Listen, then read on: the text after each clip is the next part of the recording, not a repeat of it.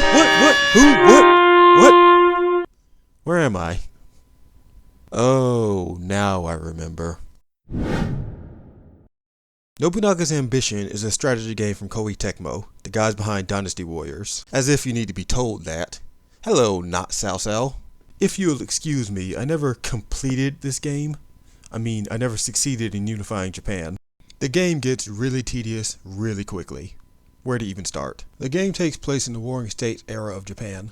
This is a romanticized telling of the story, so not super accurate. And that fact is about as interesting as the story gets. A lot of crap happens off in the distance. People dying, betrayals, discovering Christianity, gaining access to muskets, which is caused by Christianity. And it's so boring.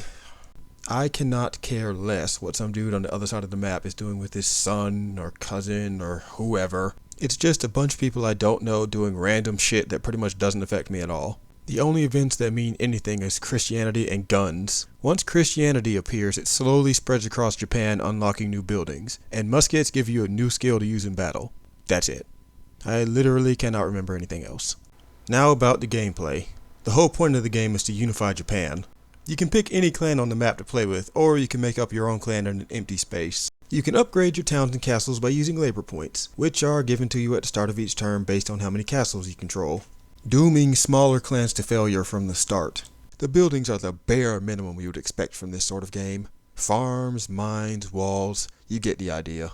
And they do exactly what you would expect them to do. Increase food production, increase defenses, etc. Nothing here is new to veteran strategy gamers. Except maybe that you need officers to do anything. Tell them to build a farm and they will sit on their asses watching grass grow until it's done. Yet another crippling problem for smaller clans. You got 3 officers? You can upgrade 3 things at once. While your next door neighbor is busy planning an invasion. What's that? What about diplomacy, you ask? Oh, isn't that cute? You think you can perform diplomacy without an officer? Everything requires an officer. Everything. You need officers to upgrade towns. You need officers to perform diplomacy. You need officers to scout out enemy bases. The point is, you need tons of officers. You cannot do shit without an officer. Well, there's one thing. It's not very important or anything, it's just, you don't need an officer to lead troops into battle. It goes without saying. Who would waste an officer's valuable time on that shit? Okay, seriously, you need officers for troops to march. But your officer can take another job while leading troops into battle somehow. As long as you have one officer in your castle, they can lead troops into battle. Unless they're performing diplomacy. Confused yet? Well, here's some good news, I guess. It's easy to get more officers. Just send your officer to talk to an officer from another clan. Assuming they're unhappy, they'll eventually join you. Yes, it's that pissing easy. And of course, it's that pissing easy for the AI to steal your officers. The only way to stop that is by bribing your officers with expensive crap the merchant sells. By the way, there's a merchant in the game. He sells rare goods whenever the hell he feels like it, so you gotta check constantly in order to keep your officers happy. And yes, you can very easily get screwed over 5 minutes into the game because you don't have enough goods to keep your men from pissing off. And once again, the crap he sells is expensive. We're talking $4 grand and up per item, and when you're making a good 200 a turn, well, you're smart enough to see what's coming. One last note with the merchants. They also sell food and weapons. You'll never need to buy either. I've yapped about diplomacy so much it's about time I explain it. Diplomacy can be summed up in 4 sentences. Send an officer to another clan, sit on your hands, smash the end turnkey with your forehead, and congratulations, you've got yourself a new ally. Now you can ask them to defend your castles or attack other clans. That's it. There's no thought in it. If you ask someone to attack and they win, you are given the castle, whether you helped or not. Having trouble with a powerful neighbor? Befriend some loser and ask them to attack, and once they give you the enemy's castle, invade and curve stomp your weak former friend and be done with them. It was funny the first time. I thought to myself, what a devious plan. And then I realized, that took no skill or effort, it just kinda happened. In fact, it almost felt like there were no other options left. Once the enemy clan is gone, your ally won't attack anyone for you anymore. In fact, they'll become hostile, doing things like cutting off your troops on the way out for no reason, stopping you from bringing your reinforcements forward and basically forcing you to attack them. You can continue doing diplomacy with them if you want them to stop, but that wastes time, money, and officers, and you can easily just invade them instead. And you will, just trust me. The one good thing about diplomacy is this. While I say small clans are doomed from the start, if they are close to a large clan, they'll band together to try to fight them instead of each other. And by band together, I mean that they'll declare a coalition and then do nothing. There are also small tribes scattered across the map that you can befriend the same way you befriend clans. If you do, they will send troops to support you in battles automatically. They're okay, I guess. I mean, you can never have enough meat shields.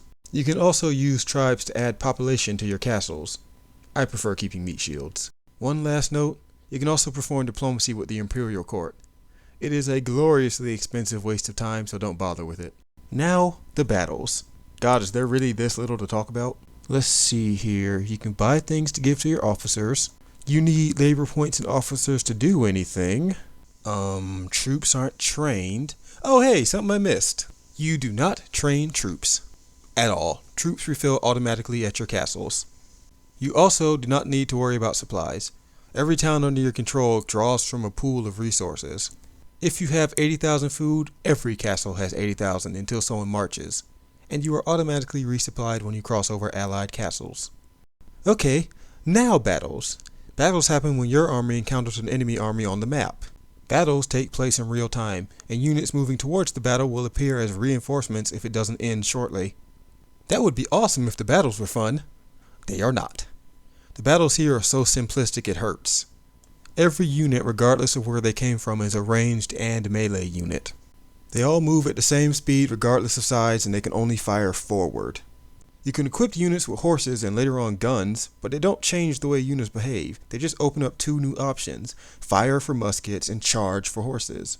They both leave your troops extremely vulnerable to attacks, and both barely change damage done. And there is no siege equipment in this game. You beat walls by simply having more troops around the city than there are in it. Officers come with their own abilities, like, say, increased range damage, but all that does is increase numbers on the screen. The battles still play the same. Once the main unit is destroyed, the rest of the entire army routs. And yes, the AI does almost always keep their main unit in the front. Sieging towns should not be this damn easy. Towns have archer turrets that attack you if you get close to them. So don't. Just wait for the computer to rush at you and congratulations, you win. Units who are moving do less damage than units who aren't, so your troops will annihilate them with ease. And since battles take no effort at all, they all feel the same. Whether it's 500 or 5,000, they all play the same. The only somewhat interesting battles are mass battles. They happen when large numbers of your troops fight large numbers of enemy troops in the same general area. Both armies are warped to a massive empty field and then you fight. Did I say interesting? It's nice that you can play one boring battle instead of 20, but that doesn't make them interesting. The computer usually keeps their main unit back, but that's the extent of their thought processing. They still just rush you head on regardless of numbers. And honestly, there's not much you can do besides rush them.